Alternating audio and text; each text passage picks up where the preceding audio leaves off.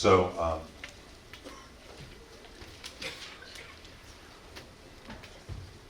I said,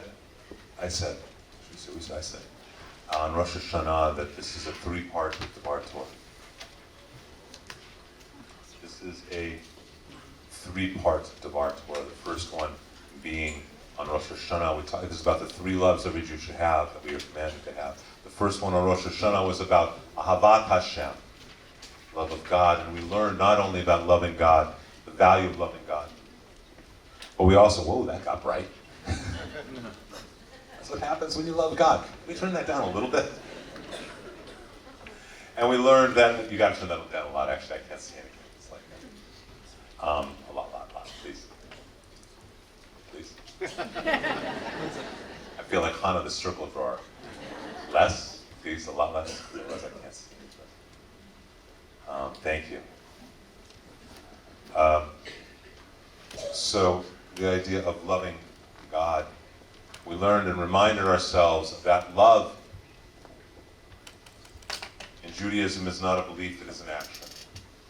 I told the story repeatedly. If you love your dog, but you don't feed your dog, you don't water your dog, you don't clean his poop, you don't take him for walks, you don't really love your dog in Judaism. Ours love is based on action. And it is really important to understand that. We learned about last night Ahavat Yisrael. And in that process, not Ahavat Yisrael, forgive me, Ahavat Torah, loving Torah, and what that means. And today is the third part of the trilogy, Ahavat Yisrael, love of God and love of Jews and love of Israel. It's really hard, there's a bright light shining in my face. Love of Jews and love of Israel. Again, love, as we learned last night and on Rosh Hashanah in Judaism, love is not a feeling, it is an action, and it is two parts. There's the action that is protective and the action that is proactive. If I love my children, I am proactive, I am constantly giving them things that they need, that are good for them. If I love my children, then I am constantly protecting them against anything that may wish to injure them. So that's the idea. We said this a week and a half ago, right? Tonight, we got Rosh Hashanah, love of God, Kol Nidre, love of Israel, or love of Torah today, love of Jews and Israel. And it's good that I don't write things. That's in my articles. Because I don't know how many of you know this. If love of God means protecting Jews, love of Israel means protecting Jews, protecting Israel. Boy, did we fail, because some people were murdered inside a synagogue in Germany.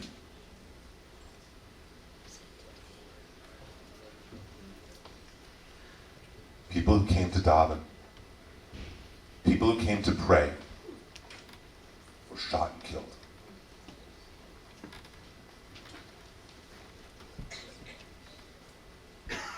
So we need to take a look at the history of anti-Semitism and understand a little bit. Because let's be clear. It doesn't matter if we think someone is our enemy. If they have decided we are their enemy,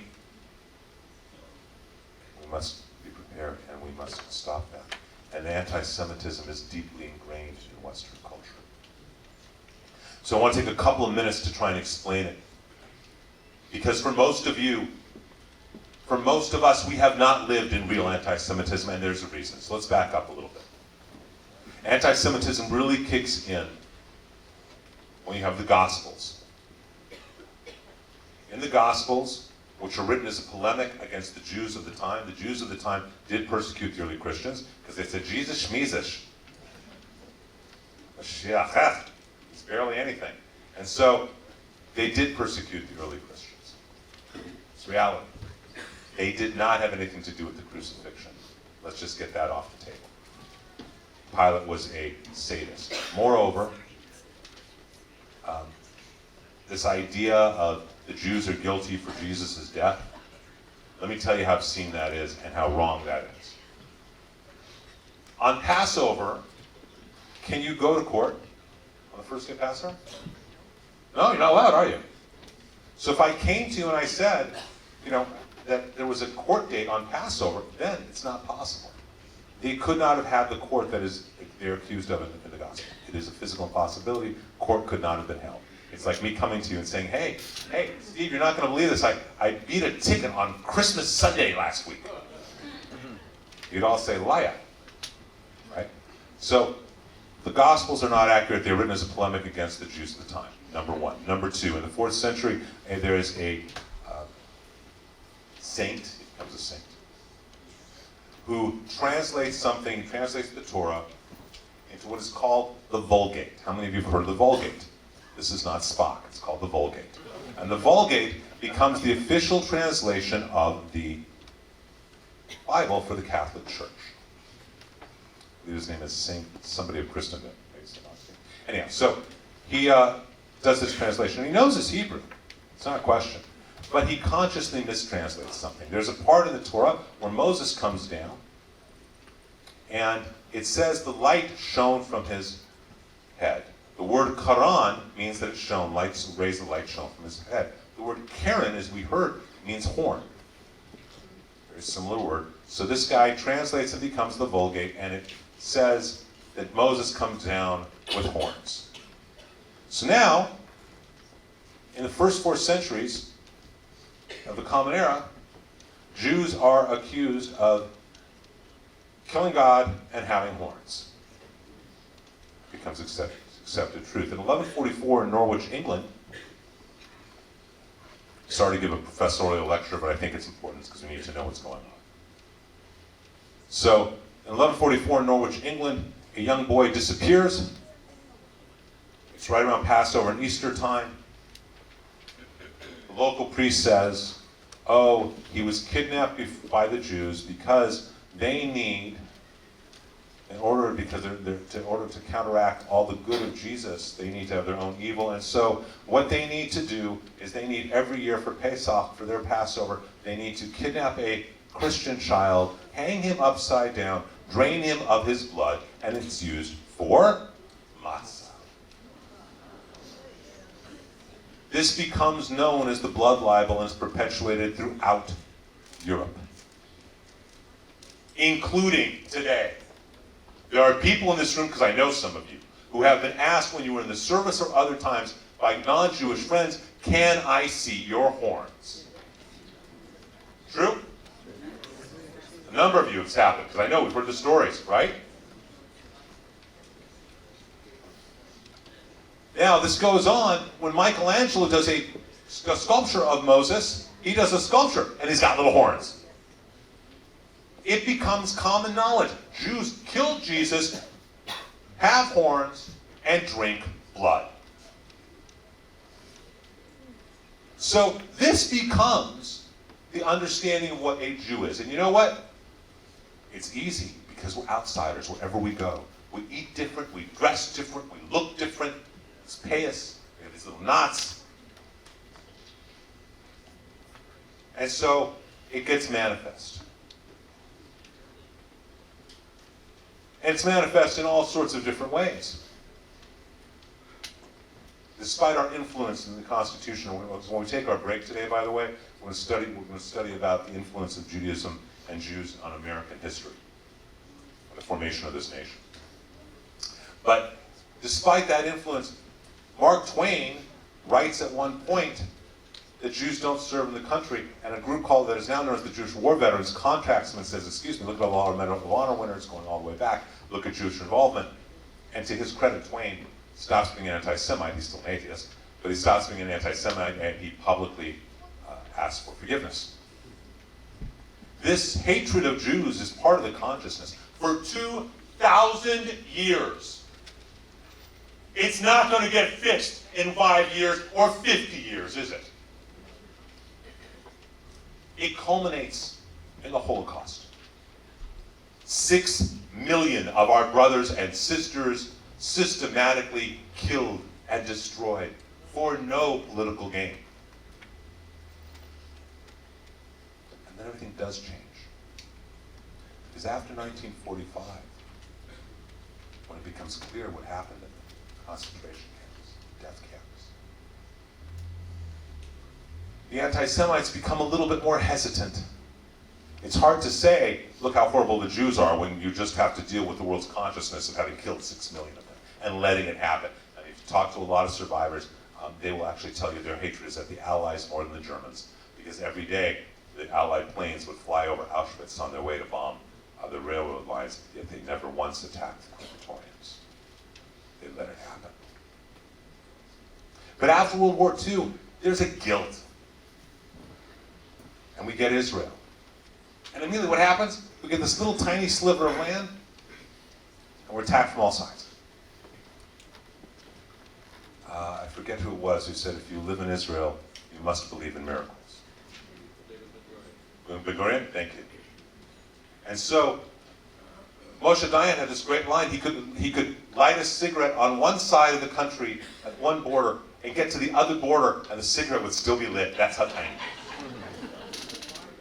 Driving, right? Almost walking. And so, what happens is, once we get into the late 1940s, it's not okay anymore to say, oh, those Jews. Because you never know if someone's going to respond. Well, wait a minute, it just had 6 million of them killed. Maybe we should think about this. And so for the first time in 2,000 years, something very strange and sad and disturbing happens that affects all of us. People stop making those anti-Semitic comments in the same way. They're more hidden. They're not as overt. It's all hidden.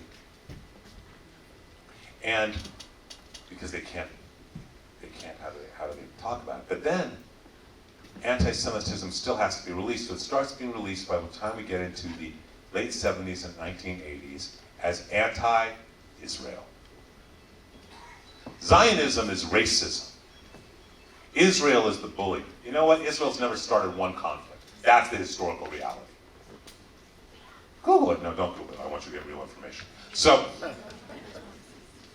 it's never started one conflict. And all of a sudden, what happens in the late 80s? People start saying, the anti-Semites who can't express, oh, it's bad to be a Jew, they start saying things about Israel. Israel is an apartheid nation. How many have been to Israel? Is it apartheid?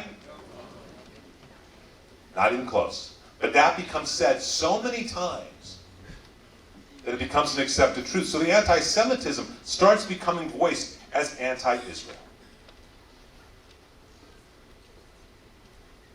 Most of us have grown up from that period of the 50s to now, so we did not experience until very recently overt anti-Semitism. We started in the last 20, 30 years experiencing anti-Israel, but does everyone see now how that's just a reflection of a deeper anti-Semitism that's been inbred for 2,000 years? Does everyone get that? Yeah. I think it's really important to understand why there is this anti-Semitism, and it's not going to go away in 5 minutes. Unless Mashiach comes, he or she comes. So when we say that we need to protect Israel, protect Judaism, what does that mean? We need to be proactive and show our love, and we need to protect Judaism. What does it mean? Protect Israel. It means that when you start hearing someone talking about apartheid Israel, shut them down. When you start hearing about someone making comments about those Jews, stand up, because those Jews include you, each and every one of us. When you start hearing people having the willingness to be overtly anti-Semitic, shut them down. That's what it means to protect. In the same way that if, God forbid, someone was threatening your wife or husband or children, would you let them keep doing that? How many of you men would allow someone to go up and start talking about your wife in very derogatory terms and just sort of nod quietly? Not one of you, would you? Then why have you has any of us let someone talk about Jews derogatorily and not stood up?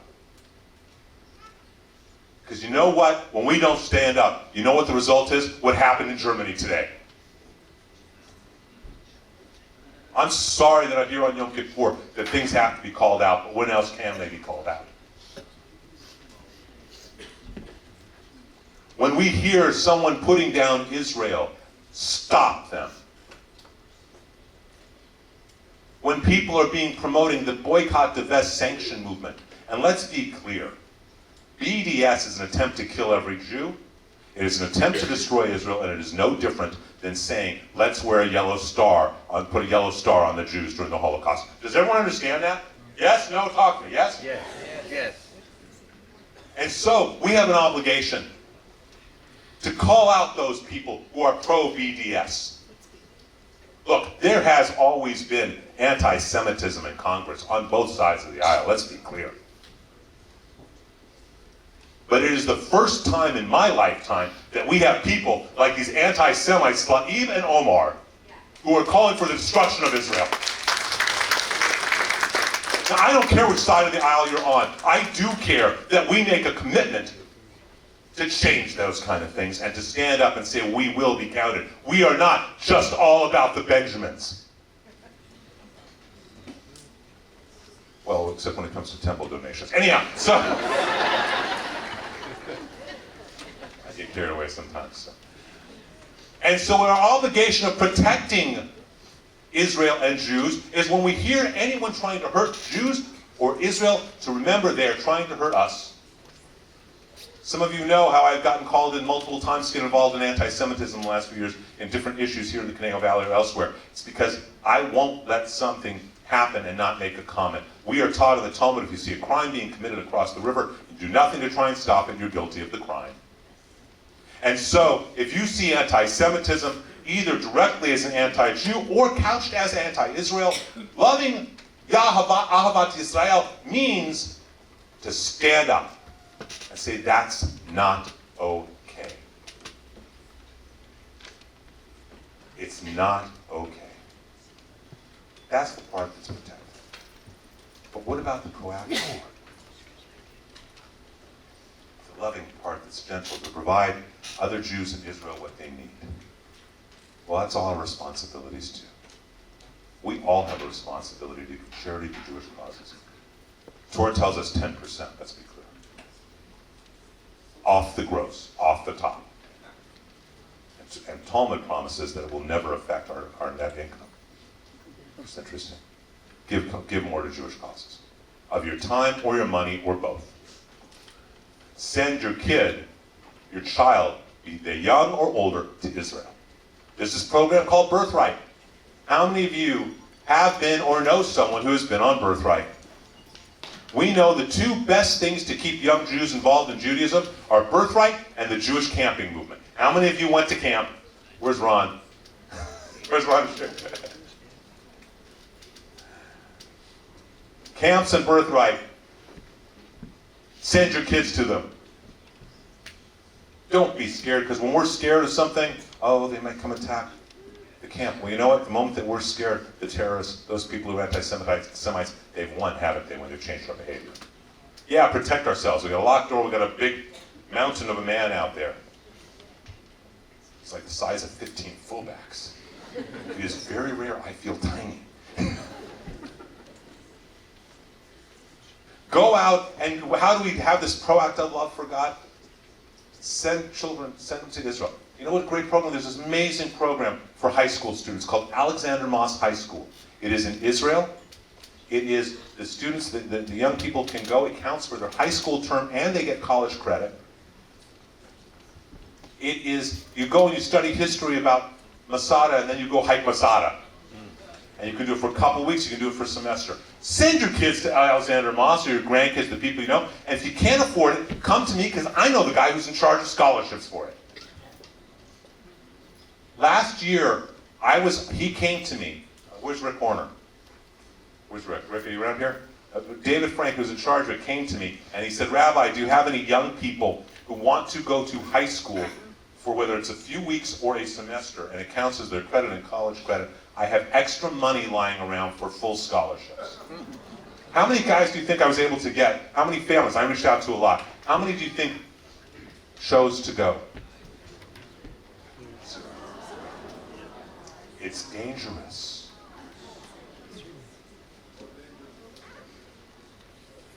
So, send your children to things like that. Do good. Help a Jew. Do you know that traditionally, a poor person would hang out at a service on a Friday night because he knew that he'd be invited for Shabbos dinner? Invite somebody to Shabbos dinner. Let yourself be invited to Shabbos dinner. I got a good one. Sukkot, this holiday of Sukkot. You're all invited. Allison is going to kill me. Right? We have to spread it to the park across the street. We'll spread it to the park across the street. We're 1,500. We're hundreds of people pass fire code over here. What difference does it make if we're at my house, right? So come to Sukkot. Invite someone. You're supposed to have Ushpizin. You're supposed to invite somebody to Sukkot. Love a Jew by inviting them to a Shabbos. Love a Jew by inviting them to Sukkot. Wake up. Come alive. Show up. Invite Jews to be Jewish. This isn't just about protecting them. It's also about being proactive. And when we do that, so many miracle things. You know, there's a beautiful story. You won't get away without a story. There's a beautiful story of Moishelah the water carrier. Now, Moishelah the water carrier was a big, big disciple, a big chassid of Rabbi Levi Yitzchak of Berdichev. Every year he would save, it was a water carrier, didn't make any money. Every year he'd save up his money. He'd go, so he could go spend Yontiv with Reb Levi Yitzchak. And Reb Levi Yitzchak would welcome in his arms as close as he could be, bring him close to him. Well, one year, Moishelah the water carrier, he saved all his money. He went, slept for days to get to Berdichev. He gets to Reb Levi Yitzchak's home. And Reb Levi Yitzchak looks at him, sees him, and says, "Moishelah, out! Get out of here!" Moishelah's like, but out! Go home right now and be with your family. I do not want to see you here. He's devastated. He doesn't know why. But he does what his rabbi tells him he does, what he's told. And he goes out and he starts walking home. And he's very, very sad. And he stops at a tavern, a bar. And he has a little schnapps. It's very sad. He doesn't even know what to do. And some other chassids are now coming to Rebbe Levi Yitzchak's home, and so they see him and say, "Moishelah, Moishelah, why are you so sad? You're going to see the Rebbe." He says, "The Rebbe sent me to go home. I got to leave. I got to go to my own house." They said, "Nonsense. Come on. Let's all go back." "No, I can't. He just told me to leave and to go home, and I got to do what my Rebbe says to me." They say, "You know, there's a saying in the Talmud that you need to do everything the master out of the house tells you to do unless he tells you to leave the house. So, come on, cheer up. You know what? Hey guys, come here. Let's all have a drink to Moishelah. To Moishelah, l'chaim!" And they drink. Now, as often happens, one drink leads to another. And another. And here they keep going. To Moishelah, to life, to Moishelah, l'chaim, l'chaim! And they all get schnockered. As they're screaming, 30, 40, 50 of these chassids are screaming, "To Moishelah, l'chaim, to life, l'chaim!" That's it, she's got it. And they're jumping, and so they say, "Come on, we're going to go back to the rabbi." And they go back to Reb Levi Yitzchak. And can we close that door so we can get some air conditioning, please? Those people are coming in, thank you. And so they come back to Reb Levi Yitzchak, and they're holding Moishelah. They're not going to let him go. And they walk in the door, and the rabbi looks at him. His face smiles and glows and starts to cry. He goes, "Moishelah, come here!" And he gives Moishelah a big hug. He goes, "I'm so glad you're here. So happy you're here." Moishelah says, "I don't understand, Rabbi. You sent me away. You told me I had to go home immediately." And Rabbi Levi Yitzchak, who was a great, great Kabbalist, a great mystic, he says, "Moishelah, let me explain. When you walked in, I saw the angel of death on your shoulder. I knew you would die shortly. I sent you home so you could see your family before you died. And they could see you. But with all these Jews shouting and wishing you l'chaim, it made the angel of death go away. Scared him away, and he is gone. So when you come back, you are glowing with life. Of course I want you with me." You think when you say l'chaim, it doesn't affect something, it affects everything. When you choose to wake up, to come alive, to say it to life, to another Jew. This is proactive love. This is the kind of love, inviting Jews to be together. To come to a high holiday service, to come to a sukkah, to invite people to say, hey, will you cook with me? Will you build a sukkah with me? Friday at noon, we're working on building a sukkah. Everyone's welcome to come help. Everyone's invited to come help, encouraged to come help. That kind of positive love, that kind of positive action for Jews, that positive action for Israel, that is what will keep us alive in the midst of the darkness, in the midst of the anti-Semites who want to shoot up a synagogue in Germany. What we are is a bright light. We need to call out those enemies that are attacking us, and we need, as or more importantly, to strengthen each other, to invite each other to life, to live, to wake up, to be Jews together. We say, Am Yisrael Chai. These are not just words. The people of Israel will live forever as long as we choose to live. Yom Kippur is the holiday to wake up. And our theme from this of having Ahavat of God, loving God, Ahavat Hashem, Ahavat Torah, love of Torah, and most importantly in this physical world, Ahavat Yisrael, a love of God, of Jews, and of Israel. We must act by protecting all these things, and we must act in positive love. And as long as we do, we can say, and our children and our grandchildren will be able to say, Am Yisrael Chai. We need that, and the world needs it. My prayer for all of us is that we make a choice to share with each other, to share with Jews, to defend Jews and Israel, to wake up, to step out of the darkness.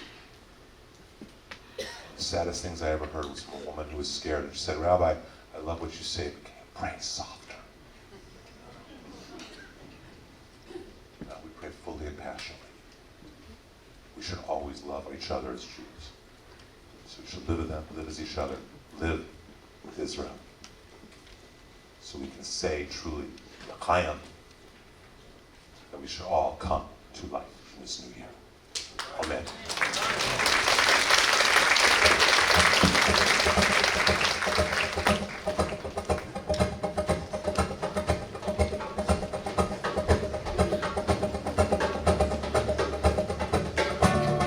Stumble through your days, got your head hung low, the skies are shading with gray, and it's all me in a maze. You're asleep inside, but you can shake awake, cause you're just a dead man walking, thinking that's your only option. But you can flick the switch and brighten up your darkest day. Sun is up when the colors blinded, take the world and redivide it. Deify your narrow mind, you'll never be the same. Come alive, come alive.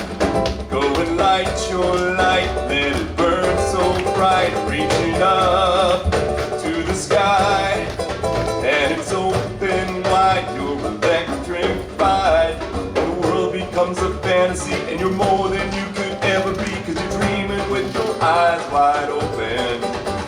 And you know you can't go back again to the world that you were living in, cause you're dreaming with your eyes wide open. So come alive. I see it in your eyes. You believe that light, that you need to hide your face. Afraid to step outside, so you lock the door. Won't you stay that way? No more living in the shadows. You and me, we know how that goes. Cause once you see it, oh, you'll never, never be the same. Little bit of lightning striking, but enough to redefine it. You can prove there's more to you. You cannot be afraid. Come alive, come alive. Go light your light, let it burn so bright. Reaching up to the sky, and it's open wide. You're electrified, and the world becomes a fantasy, and you're more than you could ever be, cause you're dreaming with your eyes wide open. And we know we can't go back again to the world that we were living in. Yeah, we're dreaming with our eyes wide open. So come alive.